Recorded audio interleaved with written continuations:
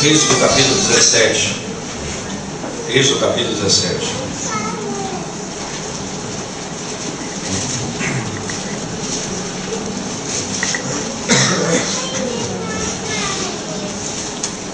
Nós leremos versículos 1 até o 7. A água da rocha em Refidim.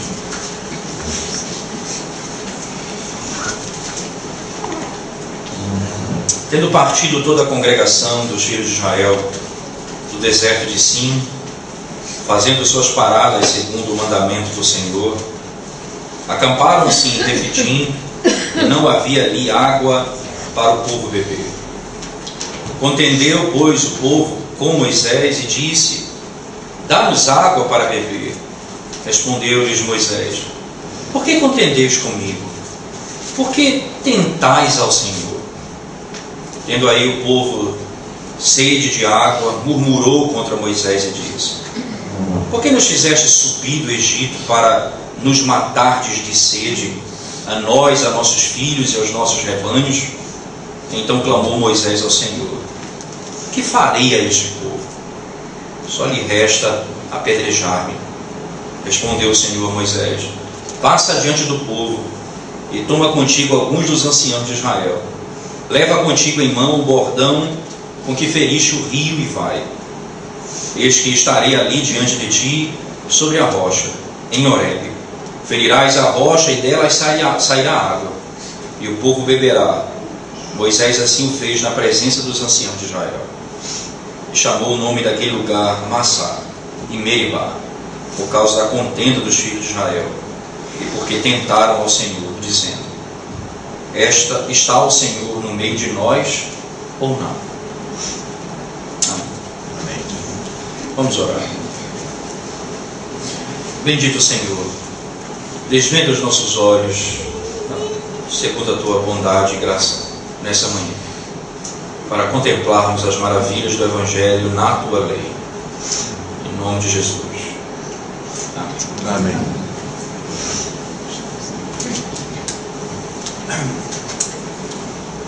Não tentarás o Senhor teu Deus. Este é um princípio bíblico e que foi usado pelo Senhor Jesus Cristo na sua tentação. No Evangelho de Mateus, descrito, narrado, e em Lucas, tanto ambos nos mesmos capítulos, capítulo 4 de Mateus e Lucas. Não tentarás o Senhor teu Deus.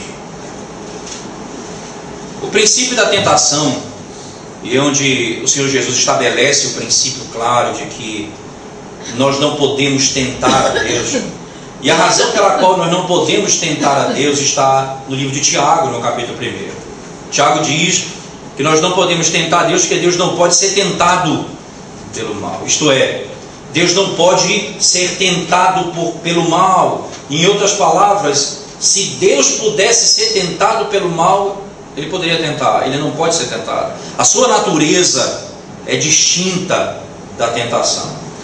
E é interessante que na descrição de Tiago, dizendo que ele não pode ser tentado, não é? Ela aparentemente quebra um princípio interessante lá em Mateus 4, porque Jesus Cristo é Deus e ele foi tentado. É óbvio que ali nós temos o princípio claro de que Jesus, como homem, foi tentado. Isto é, a sua natureza humana foi tentado. Significa então que o Deus homem foi tentado. Mas é claro que na Escritura Sagrada a Bíblia afirma que ele não pode ser tentado, assim como ele também não pode morrer. E Jesus morreu. Morreu a sua natureza humana, isto é, o corpo e a alma se apartaram. Mas ele não deixou de ser Deus, nem ele deixou de ser Deus na sua própria tentação.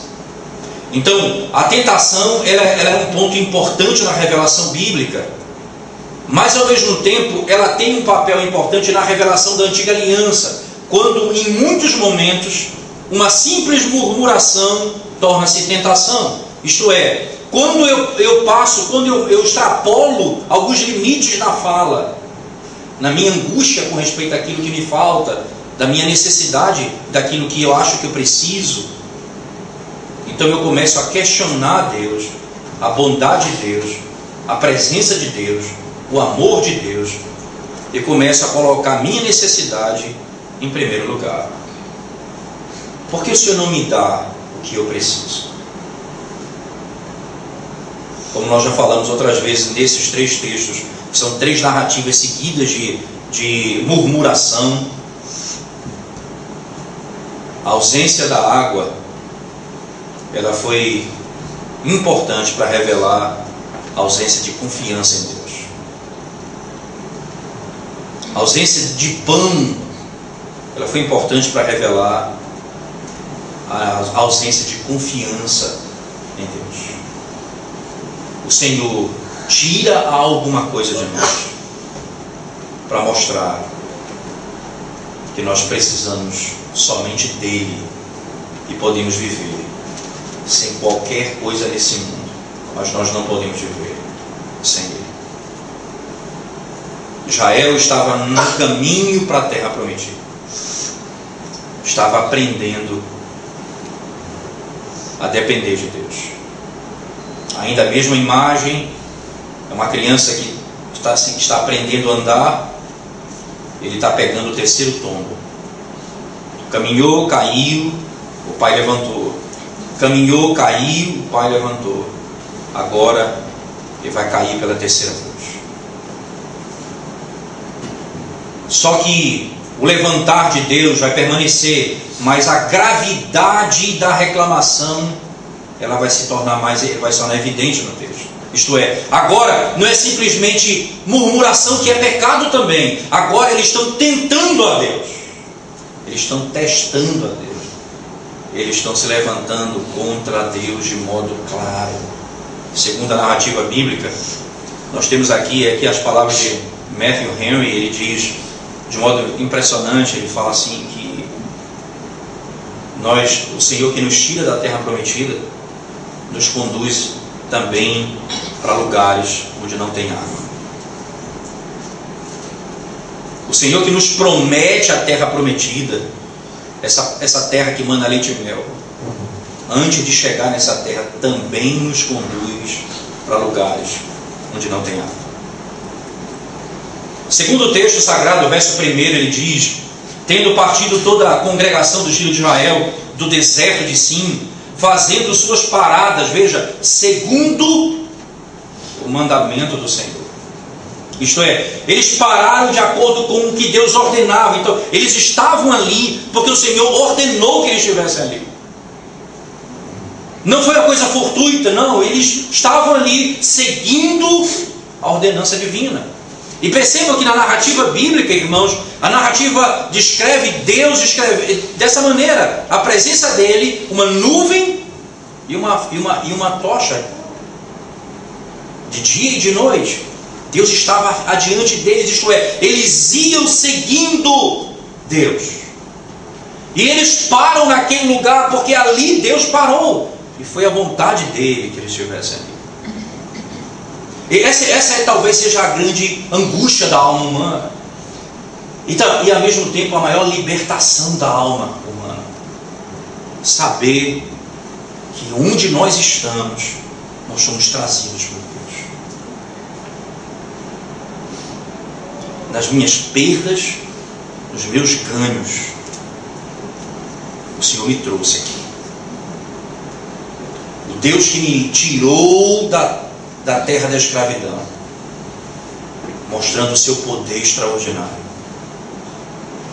é o Deus que me trouxe para um lugar de muita necessidade. Me falta água para beber. É a segunda narrativa que fala sobre a ausência de água, mas a primeira não era problema com água, o problema era o sabor da água, era impossível de beber, não era água potável. Aqui não havia água em canto nenhum. Deus nos trouxe para um lugar onde não há água.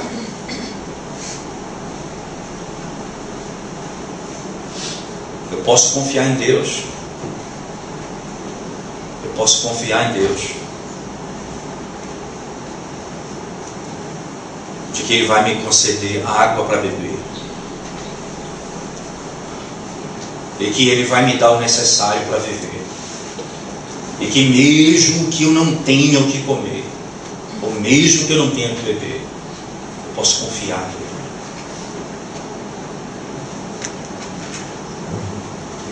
Essa é uma segurança impressionante. É impressionante. Um simples princípio. Você pode usar isso em casa. Um dia você pode pegar um dos seus filhos e eles, se você estiver dentro da piscina com eles e ele quiser ir para a parte funda, dificilmente ele vai com outra pessoa que não seja o pai ou a mesma mãe. Porque ele vai pular ali no braço do pai sabendo que o pai não vai deixar ele se afogar. Ele tem total certeza que se ele pular ali, o pai vai segurá-lo. E ele não vai se afogar. A nossa confiança em Deus, ela precisa ser como a dessa criança, que tem total segurança que Ele não vai nos deixar perecer.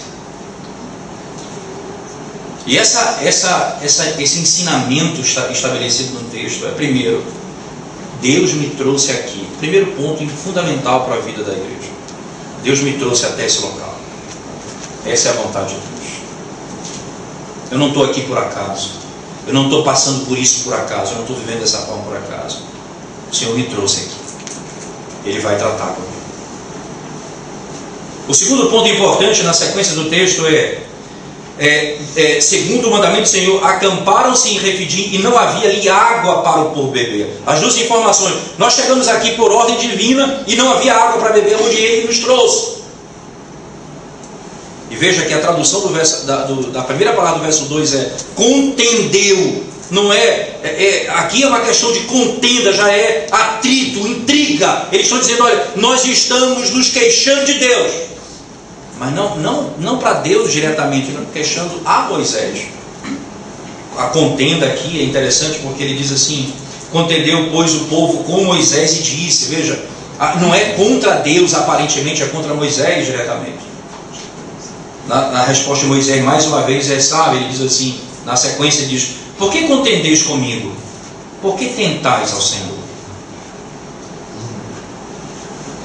Não são coisas diferentes, não. Por que contendeis comigo? E por que tentais ao Senhor? É interessante que essas duas palavras elas dão origem a essas expressões no verso 7, que é Massá e Meribá. Não é? Literalmente é tentar e ao mesmo tempo contender. Contender é Massá e Meribá, e literalmente é tentar. Contender e tentar. De onde vem as palavras, da origem ao nome daquele lugar. Contenda, segundo a primeira expressão, e tentação, segundo a segunda expressão. Veja, segundo Moisés, eles estavam contendendo com ele e tentando a Deus. Quando é que eles tentam a Deus? Quando é que na minha necessidade eu tento a Deus? Por que quando Satanás se aproxima de Cristo, ele diz, com fome, 40 dias de jejum, diz, transforma essas pedras em pão. Diz, não tentarás, Senhor teu Deus. Que relação tem isso? Transformar a pedra em pão com tentação? Qual é o princípio que Jesus utiliza e que Israel não utilizou? O princípio é simples. A solução de Deus, ela vem por meio da providência dele. Ele vai prover o necessário para nós. Eu não preciso, veja bem, essas são as palavras do próprio Senhor Jesus Cristo em Mateus 6. Buscar em primeiro lugar o seu reino e a sua justiça, as outras coisas nos serão acrescentadas. Que outras coisas? Água, comida, roupa, todas as outras coisas nos serão acrescentadas. Então busque em primeiro lugar o reino de Deus. A primeira coisa que ocorreu aqui seria uma inversão na ordem, isto é, eles estão preocupados com as suas necessidades e não com o reino de Deus. Segundo, eles estão querendo resolver uma necessidade, não por meio da confiança no Deus que providencia todas as coisas ao seu povo, mas uma queixa como que fosse direito deles receber aquilo que lhes falta. E Jesus Cristo naquele momento disse: eu tenho o poder de transformar a água, esse pão, essa pedra em pão, mas fazê-lo nessa circunstância é tentar Deus. Veja como é interessante, no final da tentação, os anjos vêm e alimentam ele. Porque lá não é tentação e não foi alimentado no final? Não vieram os anjos na narrativa do Evangelho de Mateus e trouxeram para ele o que era necessário, porque aí ele estava com fome? Deus vai nos dar na sua providência todas as coisas. Eu preciso confiar na providência de Deus. Receber de Deus no tempo certo, na hora certa, é confiar na providência dele. Me queixar de Deus, contender com ele, tentá-lo, é pecado. Quando eu vou em busca da resolução dos meus problemas, na hora que eu quero, do modo que eu quero, porque simplesmente eu quero satisfazer a minha necessidade. Eu não confio que no tempo certo, na hora certa, ele vai me dar o que eu preciso. Aquilo que eu preciso, ele vai me dar. Na hora que eu preciso, ele vai me dar. O que eu preciso, confiar na providência dele. A contenda e a tentação, no texto específico, elas são um passo mais profundo na iniquidade de Israel. Por que vocês estão tentando a Deus? A sequência então diz, verso 3: tendo aí o povo sede de água, murmurou contra Moisés: por que nos fizeste subir do Egito, para nos matares de sede, a nós, a nossos filhos e aos nossos rebanhos? E aqui vem um agravante na fala do povo de Deus. Agora eles estão questionando a própria obra da salvação. E qual foi o lado bom do Senhor ter nos tirado do Egito? Porque o Senhor nos salvou da morte. Porque o Senhor nos tirou da perdição. E aqui, irmãos, é interessante, quantos crentes passam por isso? Quando eu pertencia ao mundo, quando eu não te temia, Senhor, eu não tinha tanta dificuldade, eu não sofria dessa maneira, eu não vivia dessa maneira. Em outras palavras, porque o Senhor não me deixou onde eu estava? Aí é um atentado à bondade redentora de Deus. Veja que a insanidade da murmuração chega a ponto de questionar a bondade de Deus em me salvar, e a mesma finalidade em me salvar. Porque o Senhor me tirou da morte, porque o Senhor me redimiu, porque o Senhor me tirou das trevas. Antes, quando eu não te conhecia, eu vivia bem melhor. Eu vivia bem melhor. Segundo o texto, na sua continuidade, ele diz: nós vamos perder filhos, nós vamos perder rebanho, em outras palavras, família e bens, nós vamos perder. O Senhor nos trouxe para matar todos no deserto. É interessante que nós perdemos de vista a promessa de Deus. Irmãos, quando nós saímos de um lugar, nós somos libertos de um lugar que nos foi prometido chegarmos em outro lugar. Esse lugar que nós vamos chegar ainda não foi visto nem sentido, mas nós estamos rumando a ele. Nessa caminhada nós vamos parar em muitos lugares sem água, sem pão. Vamos passar por muitas dificuldades nessa caminhada. Mas o que mantém firme é a consciência de que Ele nos tirou e nós estamos indo a um lugar específico. E aqui eles perderam de vista completamente a promessa. Eu estou tirando vocês do Egito e enviando vocês para uma terra que mana leite e mel. Veja que é distintamente de Abraão, o pai da fé. Abraão, segundo a narrativa bíblica, Deus diz: sai da tua terra e da tua parentela e vai para uma terra que eu te mostrarei. Isso foi um princípio tão claro na vida de Abraão, que mesmo depois ele tendo cometido alguns deslizes, pecado contra Deus, alguns momentos na sua história, ele foi crescendo na confiança em Deus, a ponto da promessa que Deus deu a ele, de que no filho dele, Isaque, seria chamada a descendência. Ele não teve dúvida em tirar a vida do seu filho, porque ele sabia que ele não morreria, porque Deus disse: vai ser nele que eu chamarei a tua descendência. Então ele levou o filho para matar, porque Deus ordenou a execução do filho, e ele não temeu fazer, porque ele sabia que o filho não permaneceria morto, porque era no filho dele que seria chamada a descendência. A confiança era tal que ele não duvidou disso. E assim que Deus faz conosco, Ele nos leva por caminhos para que nós tenhamos a plena confiança nele, a ponto de sabermos que a promessa dele é infalível. O que ele disse, ele vai fazer.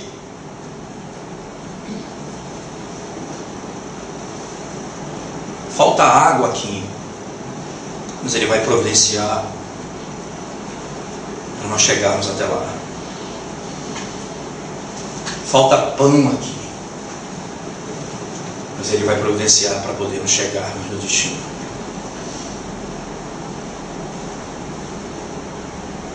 E ele vai fazer isso com todos aqueles que ele ama. Na continuidade da narrativa, então, ele diz assim: Moisés já perde um pouco a sua graciosidade, né? A terceira seguida, veja o texto, ele vem do capítulo 16 até o 17, são 3 narrativas seguidas de murmuração. 3 seguidas, uma atrás da outra. Na terceira, Moisés perdeu a simpatia. Moisés já fala com Deus de maneira grosseira. Ele diz assim para Deus: que farei a este povo? Só lhe resta apedrejar-me. Só lhe resta apedrejar. Deus começou agora a tratar com Moisés, porque ele é o mediador da aliança, mas ele não é o mediador da aliança. Ele ainda não pode carregar até mesmo a murmuração de crianças como nós, a reclamação de meninos como nós, que queremos as coisas na hora, que as nossas necessidades precisam ser satisfeitas hoje, como as crianças que vão ao supermercado com seus pais e ficam gritando, querendo tudo que vem na sua frente. Nós agimos como essas crianças com Deus, querendo resolver os problemas agora.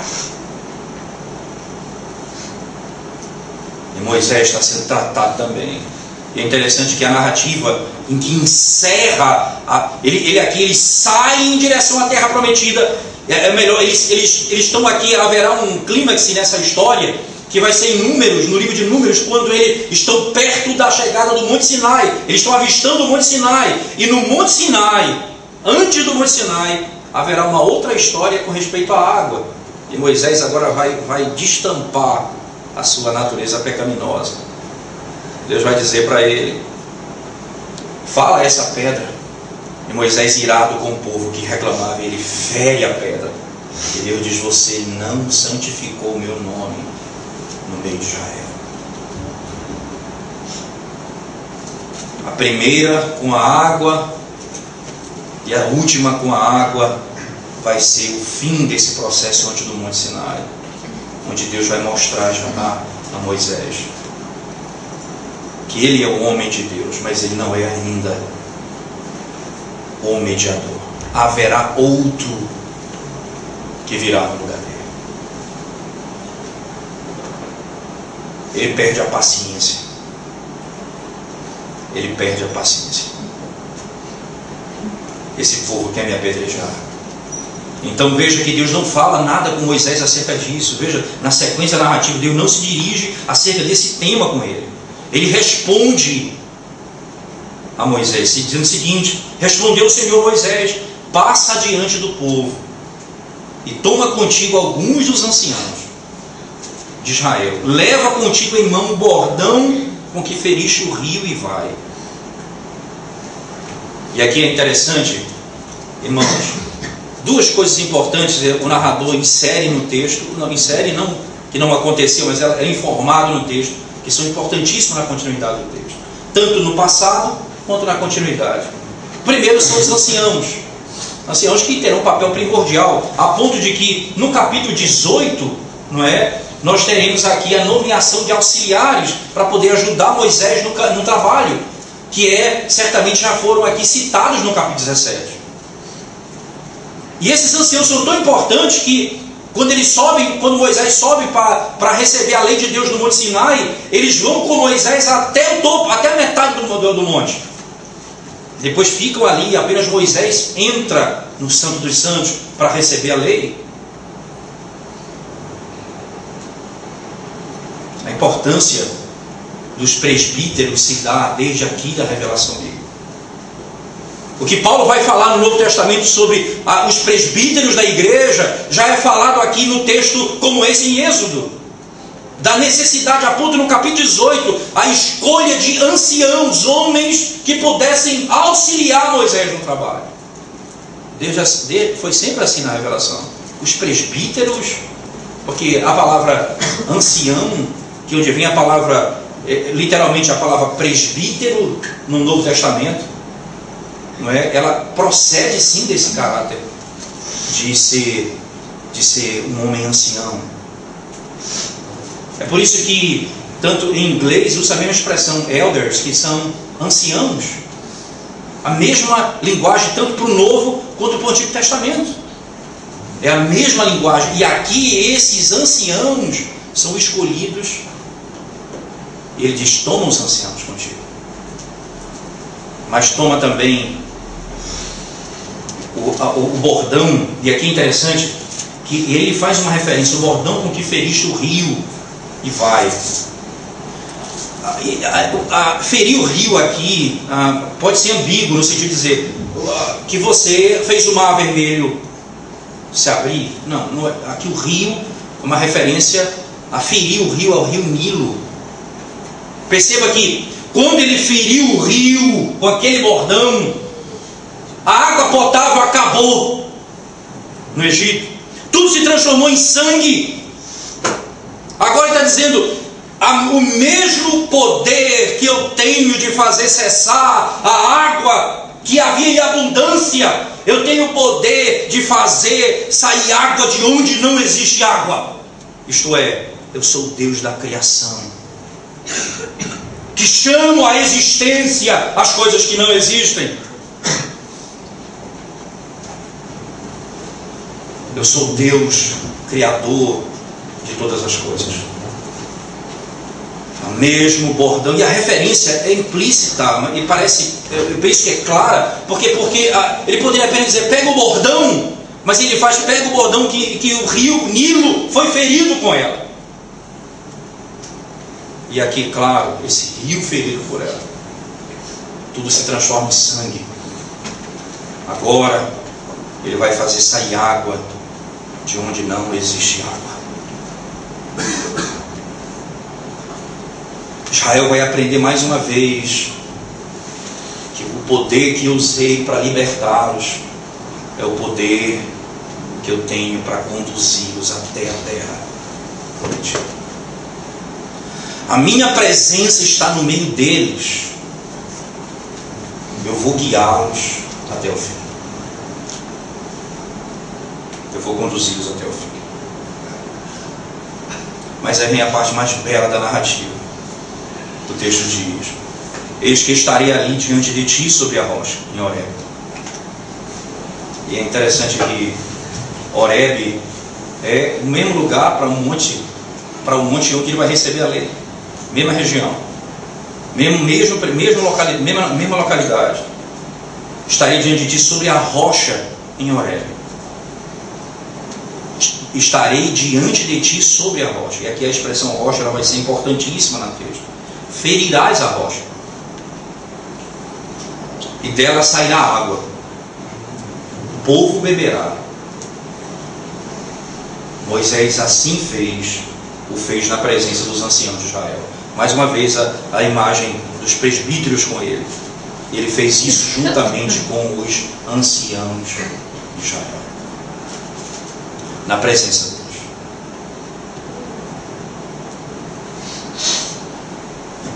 Eu estarei contigo sobre a rocha. Fere essa rocha, para que saia água. E ele fez exatamente o que Deus mandou ele fazer. E saiu água da rocha. E o povo bebeu daquela água. Aí a sequência. Aí vem toda a explicação. Isso é uma característica de narrativa, só para entender um pouco como funciona a estrutura de uma narrativa. A explicação, a razão pela qual o nome de Meribá e Massá é dado, está no final. A história toda é contada e no final ele diz, e chamou o nome daquele lugar Massá e Meribá, por causa da contenda dos filhos de Israel. Contenda, Massá. E porque tentaram ao Senhor, Meribá. Contenderam e tentaram ao Senhor, dizendo, está no meio o Senhor está no nosso meio ou não? Qual é a tentação? Está ali a nuvem, está ali a tocha do fogo, está ali o profeta, está ali a palavra dele. Deus está ou não está no nosso meio? Por que a dúvida da presença de Deus? Porque não havia água para beber.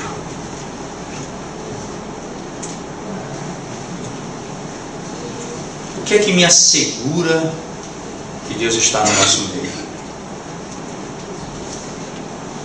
O que é que me assegura que Deus está no nosso meio?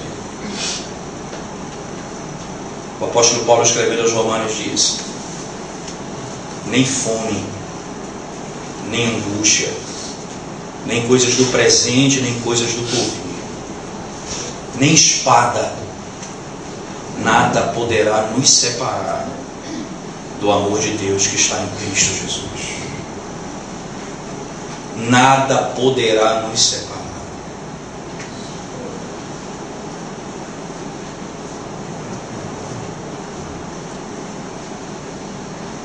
Fome, sede, não é sinal de que Deus não está conosco.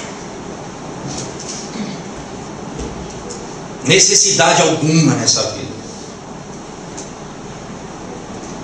Enfermidade alguma nessa vida. Ela pode significar até disciplina de Deus.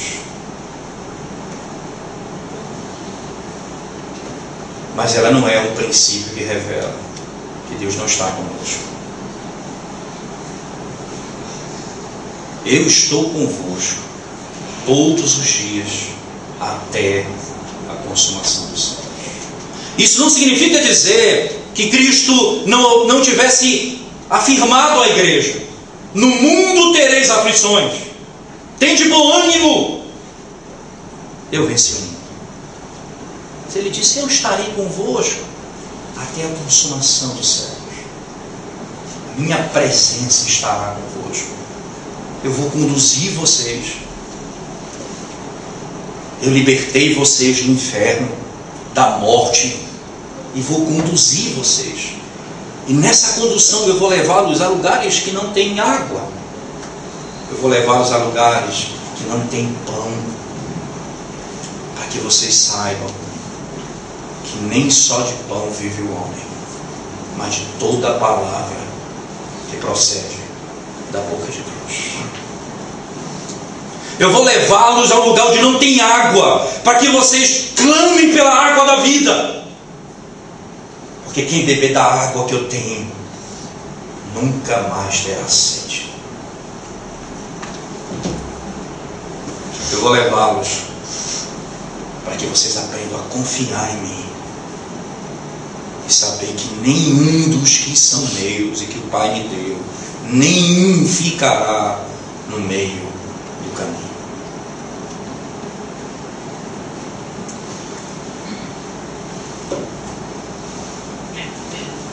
Como eu posso rever minha vida diante de uma situação de pecado, de tentação? Eu tenho tentado a Deus, eu tenho murmurado com o Senhor, eu tenho levantado questão contra Deus, queixa contra o meu Deus. Como eu resolvo isso?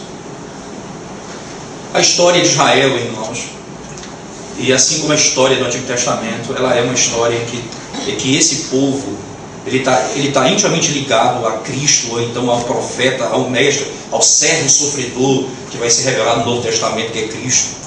E nós podemos entender da seguinte maneira: o que nós estamos vendo aqui, Israel caindo diante das primeiras tentações, ou melhor, dos primeiros testes, ele vai caindo. Quando Deus dá a ele uma ordem, ele cai. Quando Deus dá um princípio, ele não cumpre. Nós temos aqui já um princípio que foi estabelecido no Jardim do Éden, quando Deus deu a lei a Adão e Eva para obedecer. E lá eles foram provados pelo Senhor. E lá eles caíram quebrando a lei de Deus. Imediatamente, para redimir Adão e toda a descendência daqueles que creem, ele providenciou um cordeiro, filho da mulher, que vai ter o calcanhar ferido e que vai destruir Satanás na sua morte. Ele providenciou alguém para poder cumprir a lei e redimir o seu povo do pecado. Da mesma forma, Israel na sua caminhada é assim. Israel vai falhar quando Deus conceder os testes para ele. Vai ser provado pelo Senhor e eles vão pecar muitas vezes na caminhada. E como é que eu posso, onde é que eu me guardo, onde é que eu corro, para onde eu fujo? Eu tenho que confiar na rocha, que é o foco da narrativa no final do texto. A rocha onde o Senhor está sobre ela, a rocha de onde sai a água para trazer água para o povo que está morrendo de sede. Ele providencia. Jesus Cristo é o segundo Israel. Israel falhou no seu teste. Cristo não falhou no seu teste. Jesus Cristo é o segundo Adão. Adão falhou no seu teste. Jesus Cristo não falhou no seu teste. Já fizemos menção disso em outro momento na nossa exposição, mas é importante rever esse assunto nesse momento. A revelação bíblica trata, tanto em Mateus 4 como em Lucas 4, acerca da tentação de Cristo. Mateus, ele usa o contexto do batismo de Cristo por João Batista para introduzir a narrativa bíblica da tentação de Cristo. Se você abrir sua Bíblia comigo lá, por favor, Mateus capítulo 4. Mateus 4.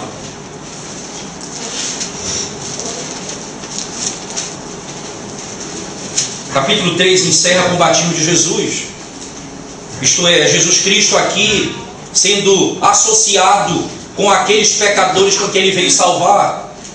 Ele veio redimir pecadores e ele então se associa com eles de tal maneira que ele recebe o batismo de arrependimento de pecado sem nunca ter pecado, a ponto de João Batista dizer para ele: eu é que deveria me batizar e o Senhor vem receber batismo de mim. Jesus não disse que ele estava errado, não.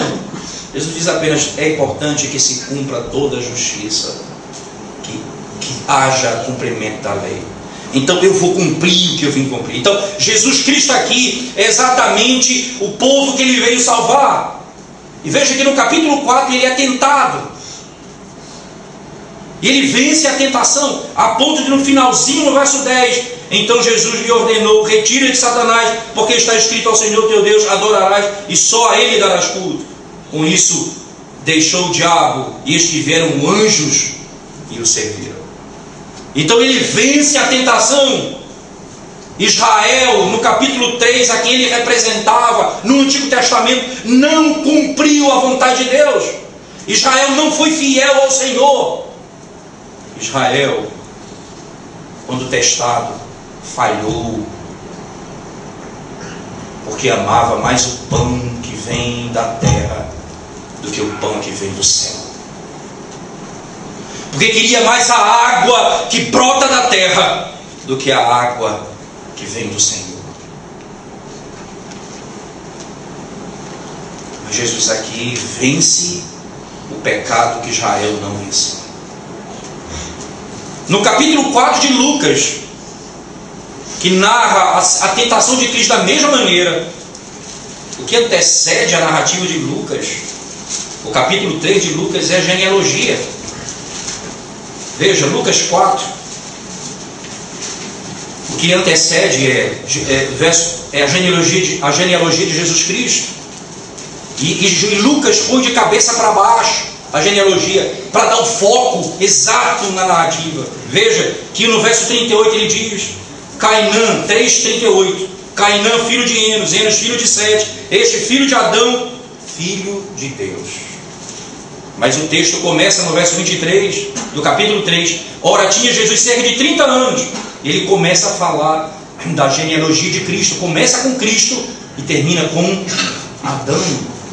E logo em seguida vem a narrativa da tentação de Adão, de Cristo, que é o segundo Adão. Adão falhou na obediência. Cristo não falhou na obediência. Ele foi tentado e não pecou. Ele foi tentado e não pecou. Ele foi exigido dele e ele cumpriu. Foi requerido dele e ele realizou. Ele fez aquilo que Deus mandou. Pão, transforma essa pedra em pão. Nem só de pão vive o homem, mas de toda a palavra que procede da boca de Deus. O Senhor venceu a tentação. Israel e Adão falharam, Cristo não falhou. A minha segurança e a minha confiança está no fato de que o meu Redentor nunca cometeu pecado, nunca tentou a Deus.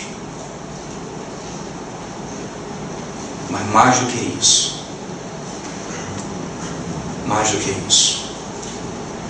Ele é a própria rocha de onde vem a água para o povo beber. Primeira carta de Paulo aos Coríntios, no capítulo 10, ele diz assim, por favor. Primeira carta de Paulo aos Coríntios, no capítulo 10, diz assim: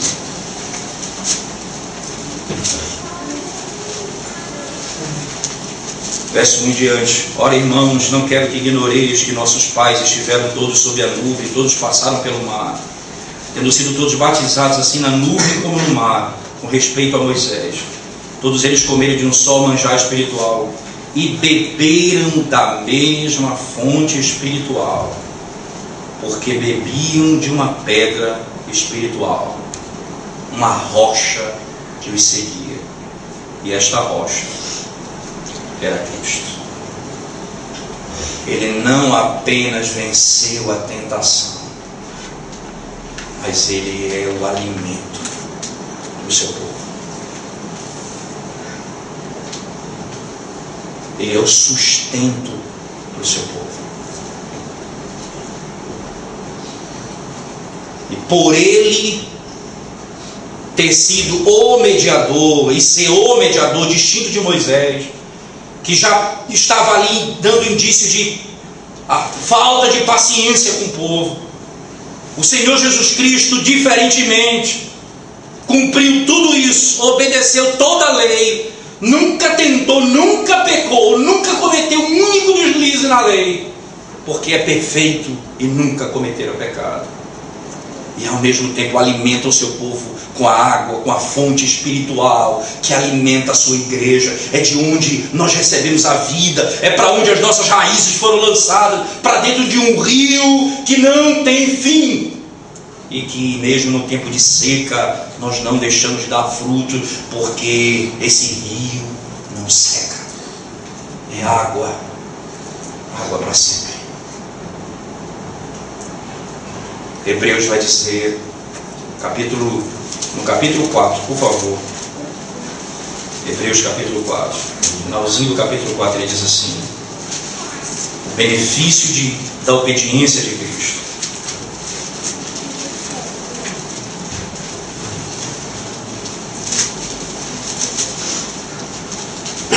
Verso 14 em diante diz assim: tendo, pois, a Jesus, o Filho de Deus, como grande sumo sacerdote, que penetrou os céus, conservemos firmes a nossa confissão. Porque não temos sumo sacerdote que não possa compadecer-se das nossas fraquezas. Antes foi ele tentado em todas as coisas, à nossa semelhança, mas sem pecado. Acheguemo-nos, portanto, confiadamente, junto ao trono da graça, a fim de recebermos misericórdia e acharmos graça para socorro em ocasião oportuna. Ele não só nunca cometeu pecado, mas ele é socorro no dia da minha tentação. Quando eu quiser me levantar contra Deus murmurando, quando eu quiser me queixar da bondade de Deus, quando o pecado bater a minha porta e querer destruir minha vida, eu tenho para onde correr. Eu tenho de onde beber de uma água que jorra dessa rocha, que é Cristo. E ela me alimenta, Ele mata a minha sede, Ele me sustenta por toda a minha vida. É lá que eu vou encontrar socorro. É lá que eu vou encontrar socorro.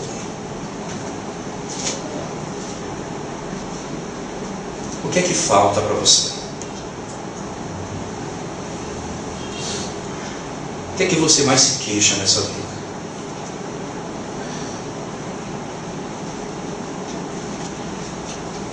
De um bom emprego, salário maior, um apartamento maior, saúde. O que você mais se queixa nessa vida?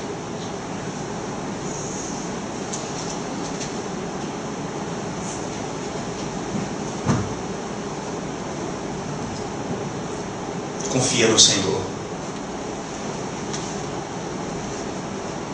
Ele te deu uma casa nos céus, uma moradia eterna nos céus. Confia no Senhor. Ele é o pão da vida. Ele é a água que mata a nossa sede.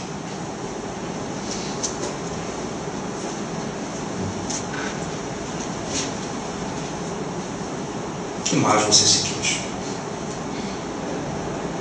Se eu tenho o Senhor, o que mais eu preciso desse mundo? Que queixa eu tenho contra Ele?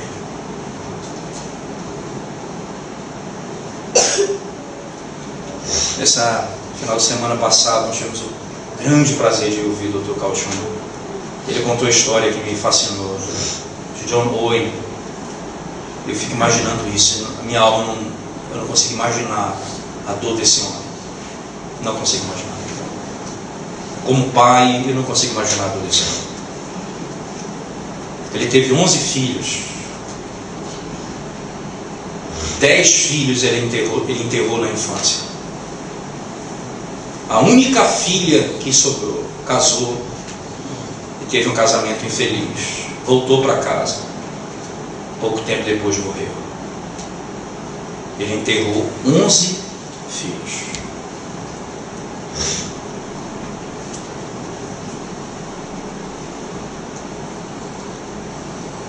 E o que mais me impressionou foi nas 24 obras que ele escreveu. Ele não faz menção ao sofrimento dele em nenhum momento. Nenhum momento. Ele não deixou de produzir e é conhecido hoje como o príncipe dos puritanos, o mais capaz de todos eles.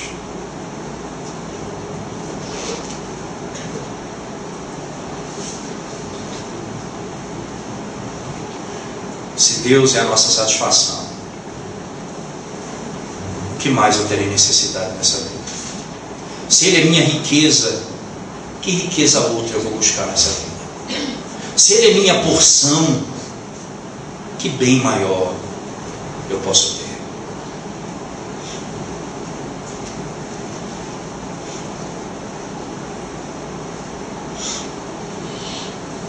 E você, que ainda não conhece o Senhor, e que se queixa de tantas coisas também, e que diz que Deus não é bom e que não existe, por isso você passa por tanta tribulação. É importante que você conheça a tua incapacidade de fazer o que Deus ordena, a tua incapacidade de vencer o pecado com a tua própria força. Se você não correr rapidamente, imediatamente para a fonte de água que mata a sede do homem eternamente, e se você não correr para ele para buscar força para vencer o pecado, você não vai vencer o pecado e não vai sair da iniquidade, porque você não tem força em você mesmo. Você não tem forças em você mesmo. Se Adão, antes de pecar, sendo perfeito, escolheu pecar, imagina eu e você, que somos pecadores iníquos, o que nós escolheremos, se não for a graça de Deus, se não for a bondade de Deus, se não for a misericórdia de Deus? Nenhum de nós poderíamos estar de pé hoje. Nós estamos de pé em Cristo. Nós permaneceremos em pé em Cristo. E nós chegaremos à Terra Santa em Cristo. Aquele que começou vai terminar. Aquele que é o princípio é o fim. Aquele que é o autor é o consumador. Aquele que é o alfa é o ômega. Essa é a nossa única esperança. Que Deus derrame graça sobre todos nós e confiança exclusiva em Cristo Jesus. Amém. Amém. Coloquemos em pé, irmãos, nesse momento.